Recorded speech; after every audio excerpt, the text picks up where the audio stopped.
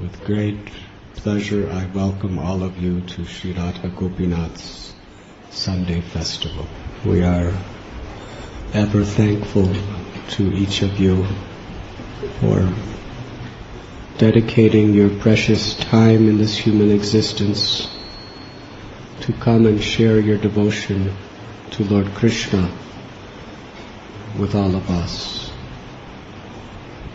Srila Prabhupada especially established these temples to provide an opportunity for sincere souls seeking spiritual goals in life to come together, to chant, to dance in the glorification of Lord Krishna, and to hear the subject matter of Krishna consciousness. Everyone is eager to apply their minds to some particular subject matter. And the whole world is developing in various ways just to entertain people's minds or challenge people's intelligence. Newspapers, books, magazines, televisions, radios, cinemas, colleges, various groups sharing common causes are trying to find some fulfillment in life through the process of hearing and speaking. When that same inclination simply becomes directed toward Krishna, who is the reservoir of all pleasure, we can find ultimate fulfillment.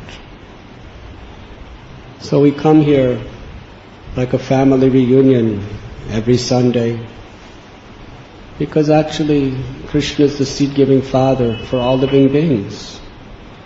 We are all His children. When we identify ourselves as the parts and parcel servants of Krishna, then naturally we feel an intimate love toward every living entity. But when we take that essential conclusion away, then we have every reason to be envious, to be fearful, and to disagree and fight, especially in this age of Kali. It is the age of quarrel and hypocrisy. How is it that the pure soul, who is meant to love Krishna and serve every living entity, has developed this propensity of quarrel and hypocrisy? Kali Yuga has this power because in this age, more than any other age, people are forgetful of their relationship with Krishna. As soon as we remember our relationship with Krishna,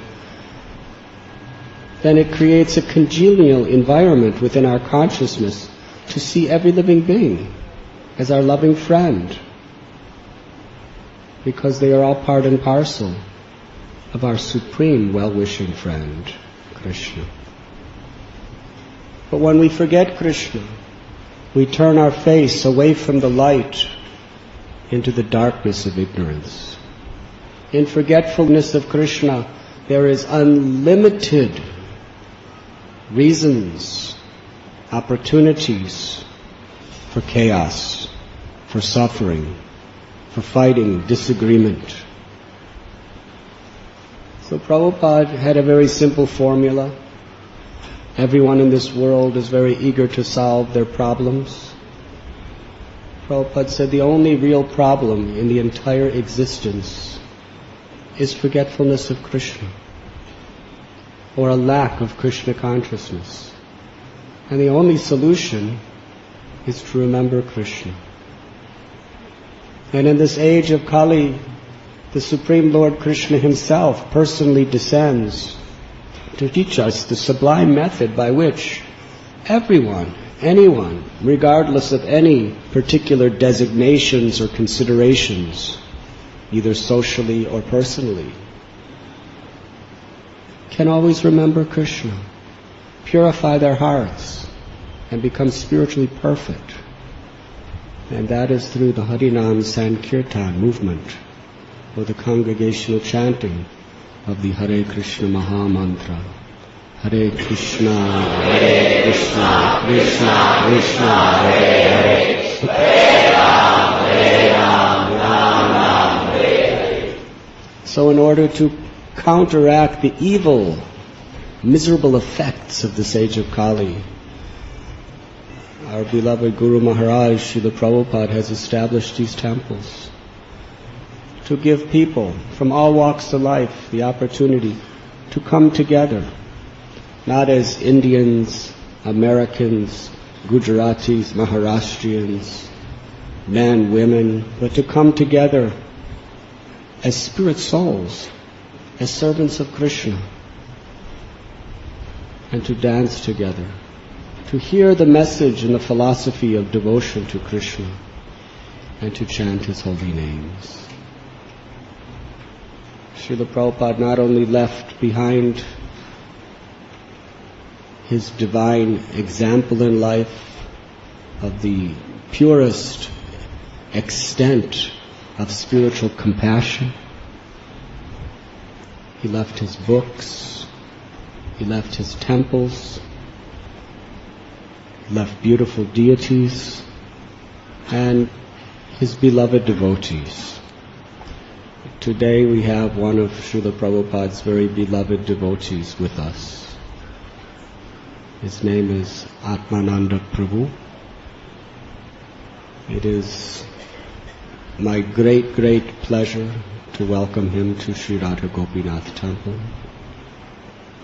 He came to the Krishna consciousness movement 30 years ago, in 1970, and in his natural humility and dedication, he has been faithfully serving Lord Sri Chaitanya Mahaprabhu's mission ever since that time. I'd like to tell you about our first meeting and then our second meeting. Some of you know my strange history, that at 19 I left home and came to India in search of spiritual truth. And after many experiences, I finally came to the lotus feet of Srila Prabhupada in Vrindavan, and there I surrendered my heart to his loving service. But at that time, there was no temples that I had ever seen in India. When I was living in Vrindavan for approximately a year, Srila Prabhupada had not even obtained the land for the Krishna Balaram temple. So there was no ISKCON devotees in all of Braj-bhumi. When I met Srila Prabhupada here in Bombay, the devotees were just living in different life members' flats. So there was no temples. Of course, in Vrindavan, I would regularly go to different temples of the 6 Goswamis and other great Vaishnavas. But I had never seen one of Srila Prabhupada's temples. But by the inconceivable arrangement of Providence, it was required that I had to leave India.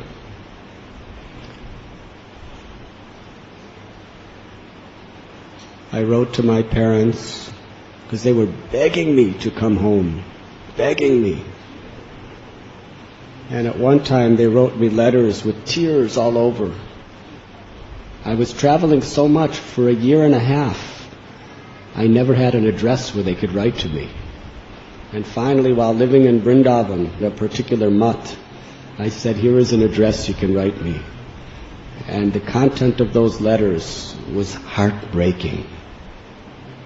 Their little child had left home. I told them I'd come back in 2 months, but then they got a letter from Iran that I was on my way from India 4 months later. Hare Krishna. So I said, if you really want to come and visit me, then you should come to Vrindavan. Otherwise, I'm never going to leave Vrindavan. So you have to come to Vrindavan if you want to see me. So they said, if that's what we have to do, we'll come, but isn't there any other way? We don't know what is Vrindavan, or India is so far away.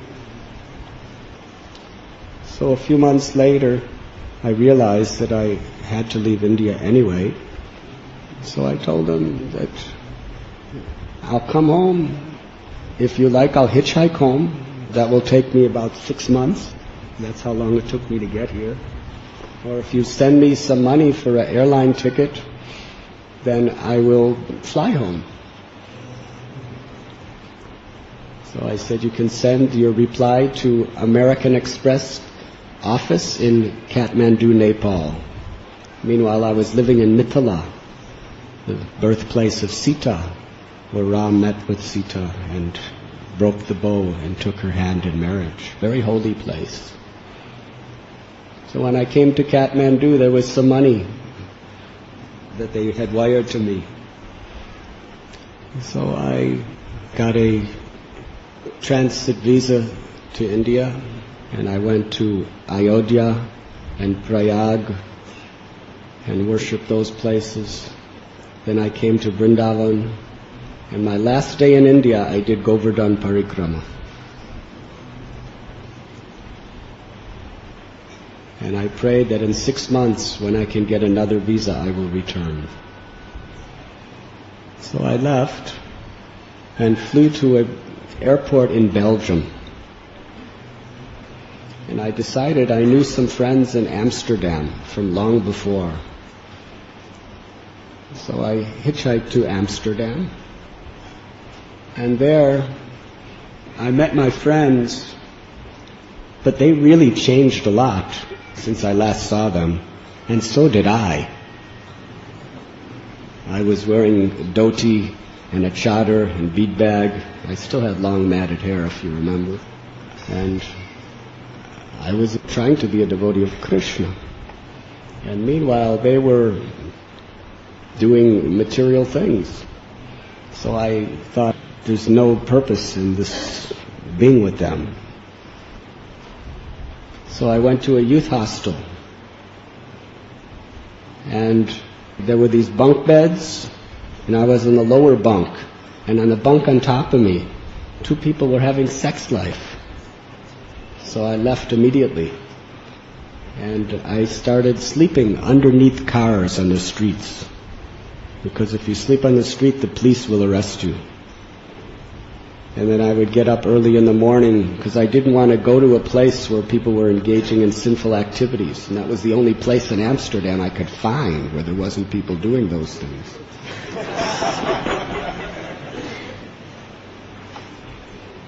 Then I went to a bookstore and got a Back to Godhead magazine.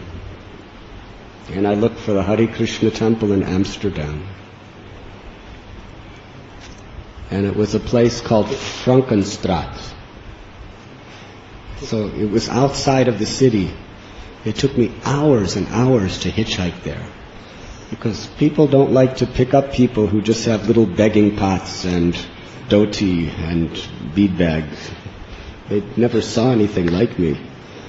So finally I got some ride, and I climbed up this tall building, and I knocked on the door, and this man opened the door smoking a cigarette with a baby in his arms. And I was thinking, the Hare Krishnas really are different in the West.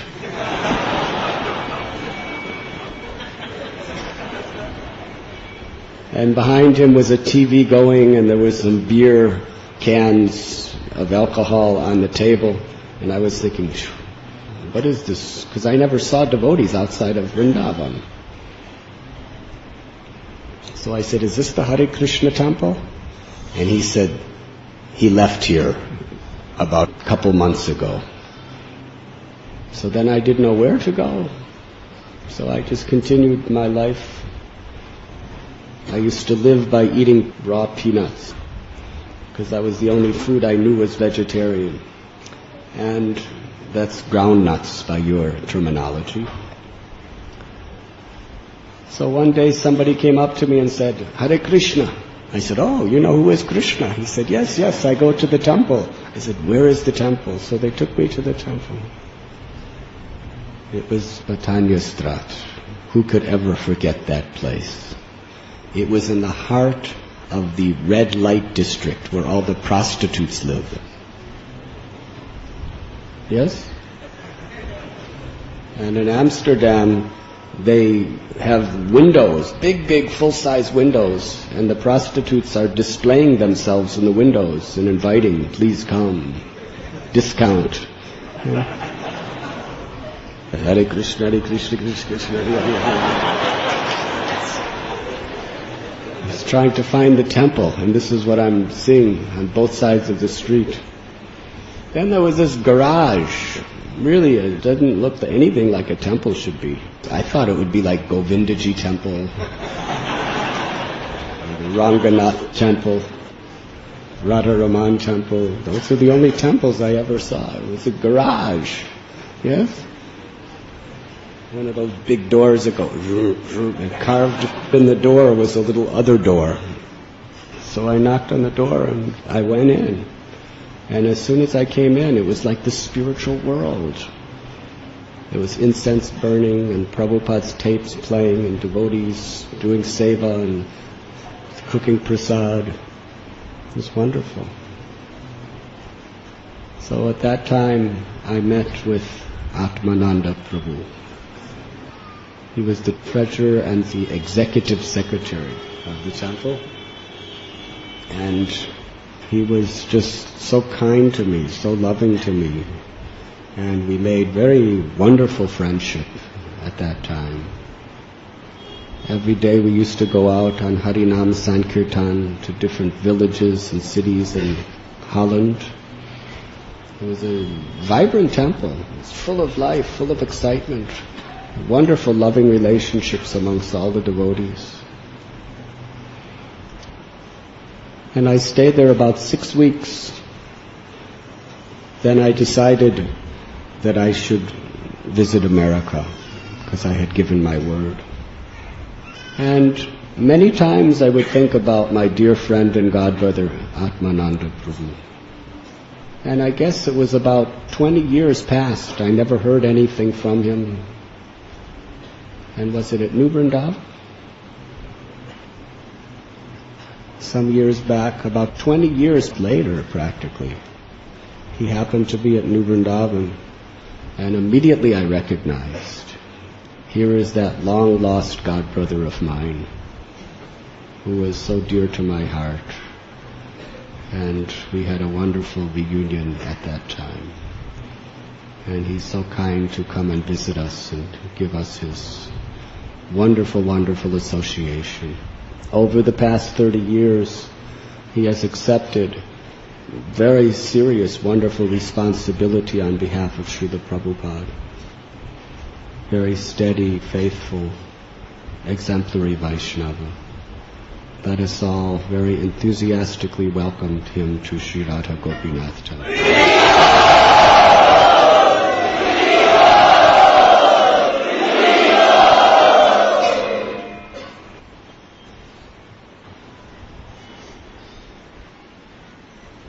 Your sincerity has very much inspired us at a very essential lesson in Krishna consciousness. Srila Prabhupada often told us if we are just sincere about Krishna consciousness, Krishna will help us in every way. Atmananda Prabhu is someone who is genuinely sincere. And in his life and in his words, that sincerity very much touches our souls. Today, according to our Vaishnav calendar, is the day of the beginning of the Katyayani Brata of the Braja Gopis. Shukadeva Goswami explains this in Srimad Bhagavatam, and with your kind permission, we would like to make some attempt to speak on this subject in brief. This event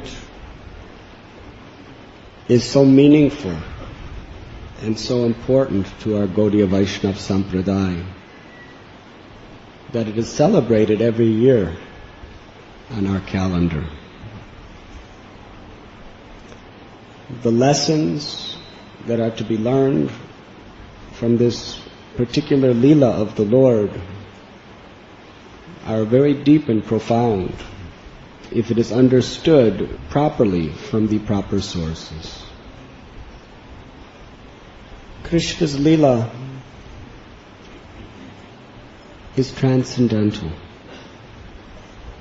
to all the limiting forces of material existence. When Krishna appears in Vrindavan, he comes to display to the world the ultimate spiritual realizations and the topmost reciprocations of pure unalloyed love. The young gopis, or cowherd girls, the only thing in their heart was to satisfy Krishna.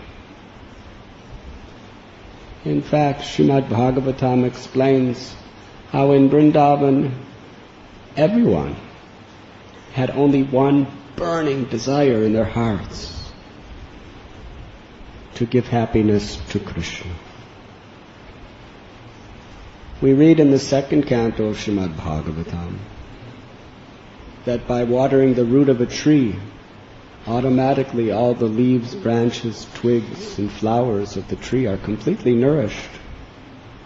So similarly, by satisfying the Supreme Absolute Truth, who is the root of all existence, then everyone finds real happiness. If you water the leaves, twigs, branches, and flowers of a tree, but neglect the root, it may appear that that little part of the tree becomes shiny, become a little well-nourished, but deep down inside, it's starving. There's no benefit getting into it whatsoever. So similarly, by trying to find happiness through any method within this material existence, other than satisfying Krishna, is only implicating us deeper in bondage and suffering. In fact, Sri Bhagavad Gita explains, Yehi samsparashacha bhoga dukajo naya evate atyantavanta kontaya nate shuranate para. That the pleasures of this world are the sources of misery, because they cause us to forget Krishna. Rather than becoming attached to Krishna, we become attached to something else, and that thing is temporary. Dukalayam ashashvatam. Everything within this entire creation is temporary. Becoming attached to that which is destined to destruction means simply putting yourself on a vehicle that you know is going to crash. If you got on a train, Indian Railways, and someone told you that this train is going to take you to so many places, but in the end it's going to crash, would you pay your hard-earned money to go on that train? But yet you do it every day. Every time you try to enjoy the temporary objects of this world and temporary relationships of this world, you're going on a train that is going to crash. That thing is going to be taken away from you. Those persons are going to die. Or they may even leave you before death. Or ultimately you're going to die, and everything and everyone is going to be ripped away from you. Destruction. Why should we pay our hard-earned money to go on a train that is destined to crash? The scriptures tell us that this is what material life is all about.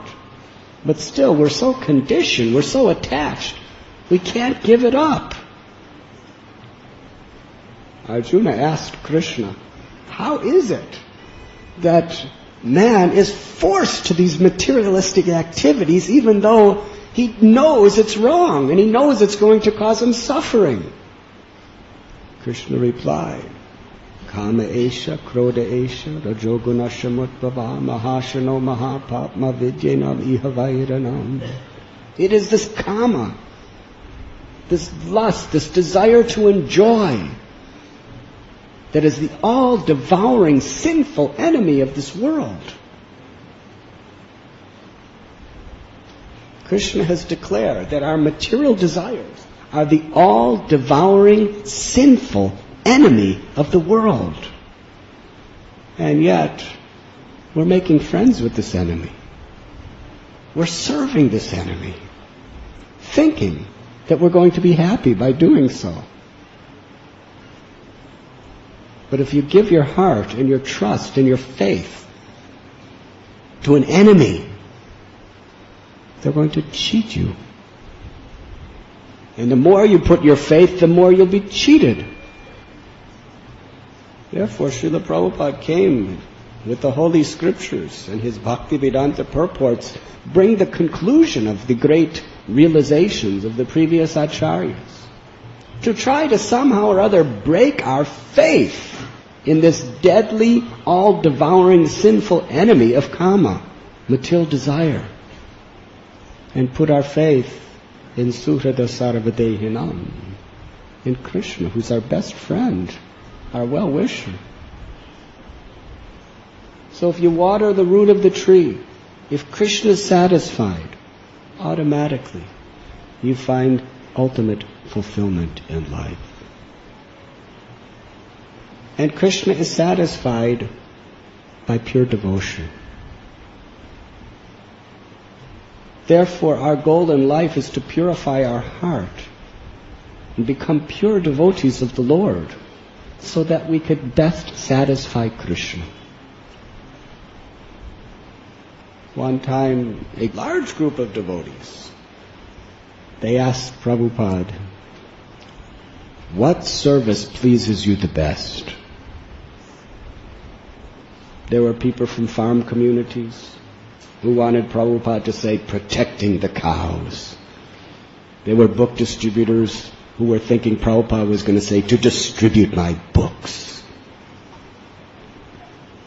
There were people developing Mayapur, Bombay, to develop the holy Dham. There were husbands and wives, mothers and fathers, to raise Krishna-conscious children.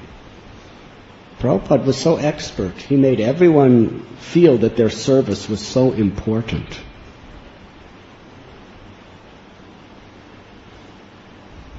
When Prabhupada was asked this question, what service pleases you most? His reply was, to love Krishna. Because that service pleases Krishna most. Krishna's Bhaktavatsal. He's only pleased by the love of his devotee. When he descended into this world, he wanted to teach the highest principles of pure surrender and love through the activities of the Brijabasis, the residents of Vrindavan. So there, each blade of grass, each creeper or tree, the birds, the cows, the buffaloes, the young boys and girls, the old men and women, they only had one purpose in life, to offer their love to Krishna. Whatever they did was simply for the satisfaction of Krishna. That is Vaishnava society. And Prabhupada wanted our temples to create that environment. Everyone's working together simply for Krishna. Last night we had a very nice festival, Kartik Purnima. also Sri Krishna's Rasa Yatra, and it was also the appearance day of Srila Nimbarkacharya, one of the great Rasic Bhaktas. So many devotees worked throughout the day to create beautiful arrangements, flower arrangements, arrangements with lamps. Krishna is not concerned with fire. He's concerned with us offering the lamp of our love to Him. Bhaktivinoda Thakur prays in one song where he's worshipping Krishna within the core of his heart. And he says, I will worship you with the lamp of my love. That's actually what arti is meant to be.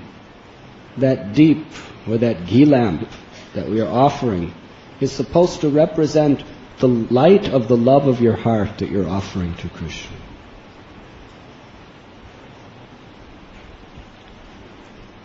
So devotees worked very hard, and there was so much unity. There was so much affection, because everyone was sharing their talents and their enthusiasm to please Sri Sri Radha Gopinath, and to make a wonderful atmosphere for the devotees to be happy. Because Krishna's happy when you please His devotees. It's interesting. If you want to satisfy the tree, you have to water the root. But you can't reach the root directly. You have to go through the soil. You pour the water on the soil, and the soil goes down into the root. If you just try to dig up the root, you'll kill the tree. You cannot approach the root directly. You pour it on the soil that is connected to the root. Similarly, you cannot approach Krishna directly. But if you please His devotees, then that water will go right to the root. So the young gopis, they had a great longing in their hearts. They wanted the son of Nanda Maharaj to be their husband. Why? Because in their heart of hearts, which were completely pure, they knew that Krishna wanted them to serve Him in that way. It's not that they wanted to be His husband so that they can enjoy Krishna. It's that they wanted to be His wives so that they could be completely enjoyed by Krishna wholesale, with no impediments. Total selfless. So at that time the tradition was, and in many parts of India still is, that if you want a good husband, you do Katyayani Vrat. Katyayani Vrat means you worship the goddess Durga, that you will get a good husband. So every day, beginning today, they would go to the bank of Jamuna. They would rise early morning before the sunrise, and they'd wake each other up, and then they'd all hold hands and just frolic and dance and run to the river Jamuna, the whole way simply glorifying the pastimes and the holy names of Krishna.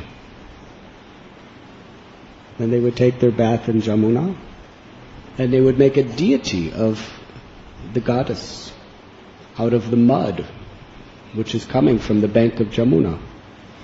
And they would offer Katyayani incense and ghee lamps and sandalwood pulp and flower garlands and prayers.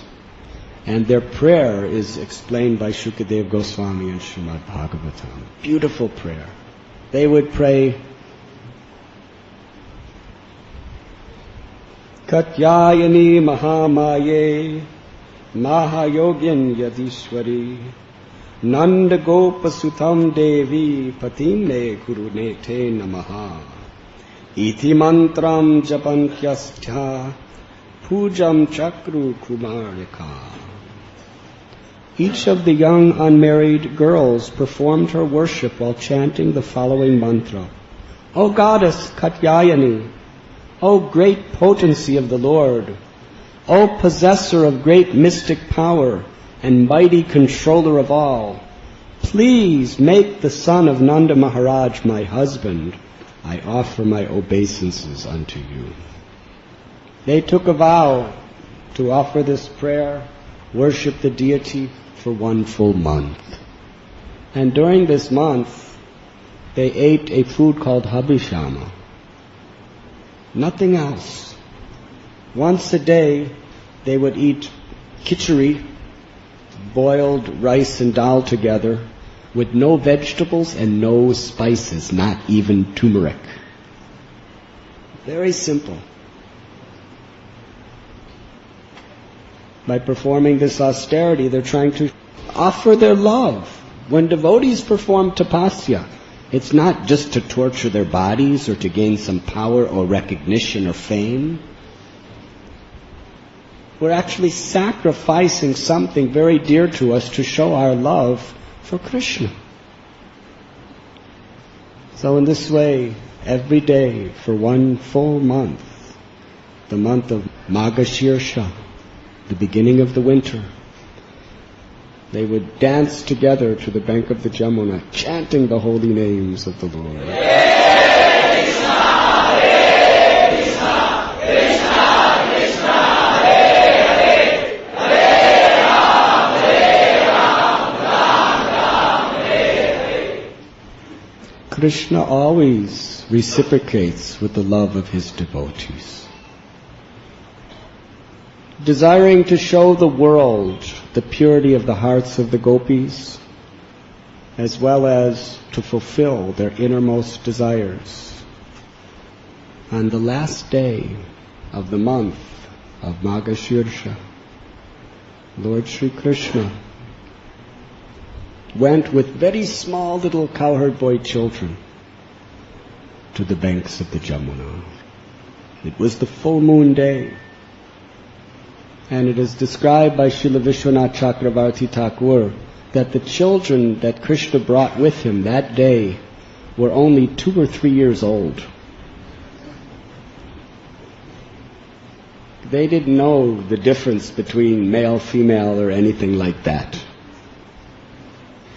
They followed him because they were so much attached to Krishna. Everyone was attached to Krishna.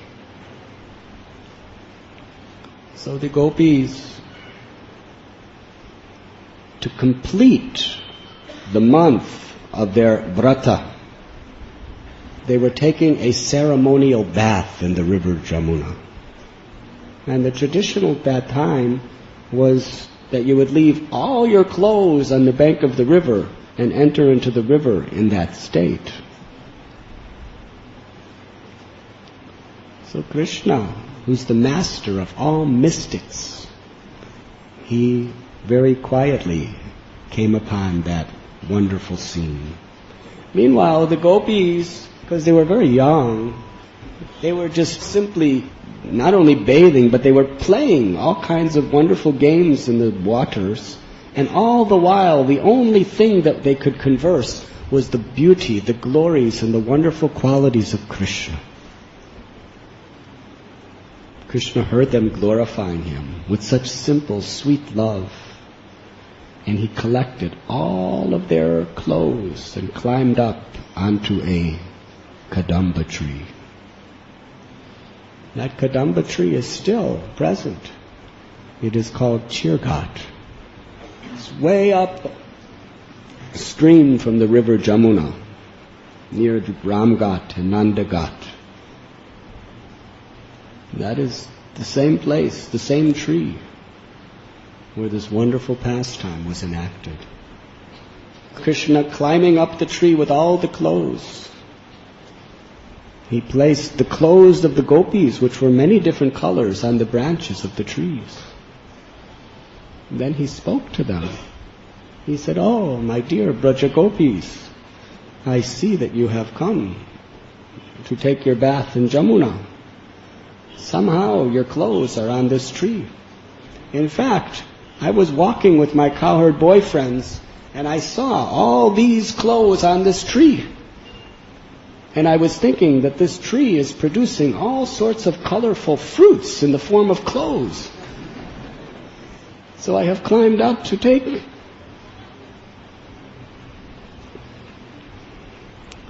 And I do not lie. I have never told a lie since the day I appeared in this world, and I will never tell a lie. So I'm speaking to you the truth. That if you want your clothes back, you will have to come out of the river, either individually or all together, and personally, one by one, I will give you your clothes. The gopis were very shy. They were most perfectly chaste of all women. They were fully realized, because Krishna is Purusha, and every living entity is Prakriti. That means Krishna is essentially the enjoyer or the husband of everyone. And we are meant to be enjoyed by him. So their desiring to serve Krishna as their husband was perfect realization of the very essence of the philosophy of the absolute truth.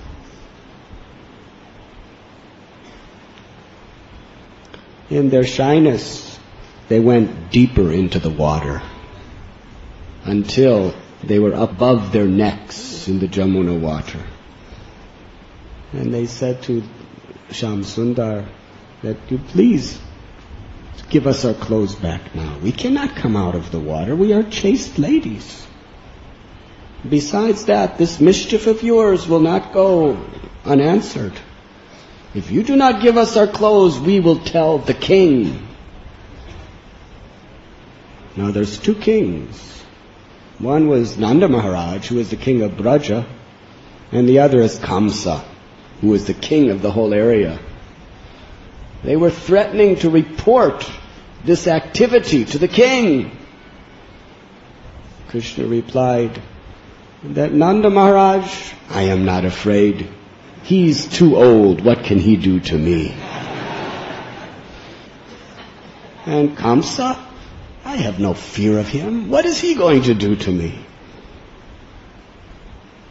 You all come out and you please accept your clothes, otherwise I will never give them to you. Meanwhile, gopis, due to the early morning cold water in the month of November, they were trembling due to cold, shivering. They were appealing to Krishna. And of course, many wonderful, wonderful dialogues took place, which our acharyas have shared with us at that time. Dialogues of pure, intimate love. The gopis were telling each other that Krishna may be playing a trick with us. We may come out. We don't know what he'll do to us. So one gopi would say to another, you go first, and I'll see what happens to you. And another, no, you go first, and I'll see what happens to you. Krishna said that all the limbs of your body are very beautiful, but the topmost of all limbs is your head. So I'm seeing your beautiful face. So therefore, what is the harm if I see the rest of you? Krishna wanted to show the world that if you want to actually surrender to Krishna and be accepted by him, you have to shed all the clothing of your false egos. All material designations are like different layers of dress over the pure soul. We're thinking I'm man or woman, I'm Indian or American or Russian or Chinese. We're thinking I'm an intellectual or I'm very simple. We're identifying ourselves with that I have a PhD, or I'm an engineer, or I'm a housewife, or I'm a student. These are all external designations. They are all different types of clothing. They are upadis. They are nartas. We only have one identity. Jivara Swarupoi Krishna Nitya Das. That we are meant to please Krishna by serving Krishna. That's our only true identity. Unless we renounce, we shed all these different layers and layers and layers of artificial clothing that's covering our soul, and come naked before Krishna with our pure unalloyed desire to serve Him and to please Him, we will never be accepted by Krishna. That is the symbolism of this wonderful pastime. So knowing that Krishna was very determined, each gopi came out, but in their natural shyness, with their hands they were covering the private parts of their bodies.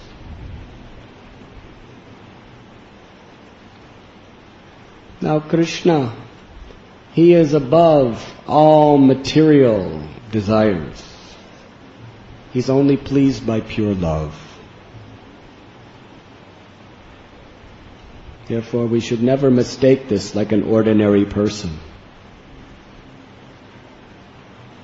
So Krishna saw that they were still hiding something from Him. So He told them that you have committed an aparad, an offense, to Varunadev, the demigod in charge of water, by entering into his water without clothes. Therefore, in order to atone for this offense, you must fold your hands together on top of your head and offer obeisances to Varunadev. Now gopis, they couldn't care less about Varunadev. They simply wanted to please Krishna.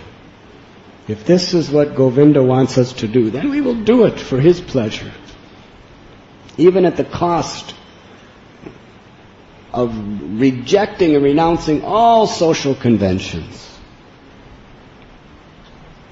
They exhibited at this time the quality of total, wholesale surrender of their souls, their bodies, their minds, their lives for the pleasure of Krishna.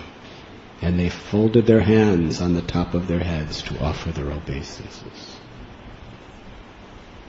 Krishna was very, very pleased with this expression of innocent love.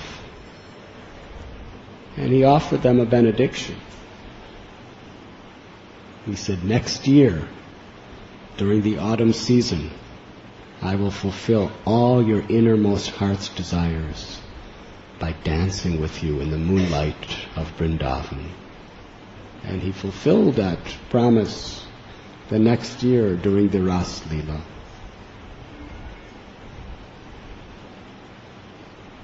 He gave them each their clothes back. Gopis dressed themselves nicely and stood there. They did not want to go. They simply wanted to be with Krishna. But Krishna, after glorifying the purity of their surrender and love, told them to return to the village of Braja. Now one may ask, why the gopis were worshipping the demigod Katyayani?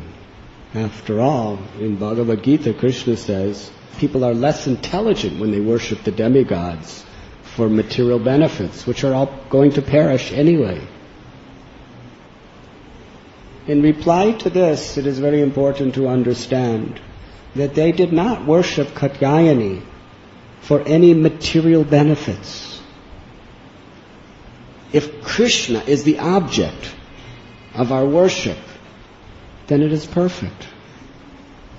They simply wanted to please and serve Krishna. And therefore, they actually did not worship a demigoddess.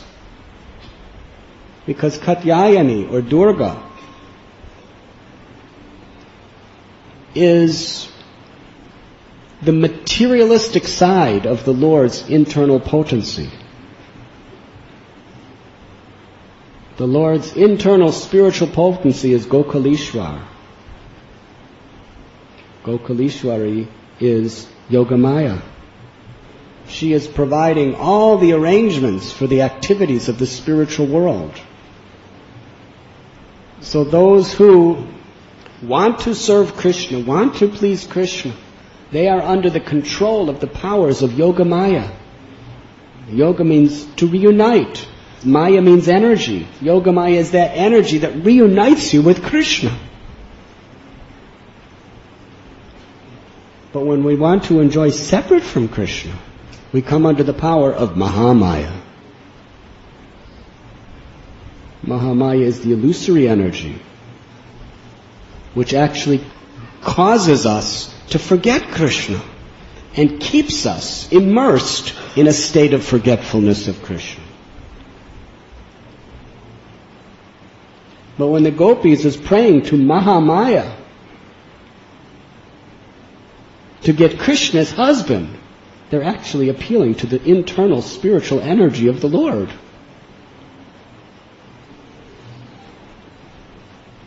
So what is the difference between material desire and spiritual desire? It is very simple. Prabhupada explained. When pleasing Krishna and serving Krishna favorably is the object of our desire, it is spiritual. Any other desire is material and a cause of bondage. Anxiety to please Krishna is spiritual. It purifies our heart and ultimately brings us ecstasy. But anxiety for material benefits, a relief of material pain, simply causes us suffering. So after displaying this beautiful pastime, Krishna met his cowherd boys, and they saw a forest of beautiful trees. And they went under a particular tree that was shaped just like an umbrella. And Krishna began to glorify the tree.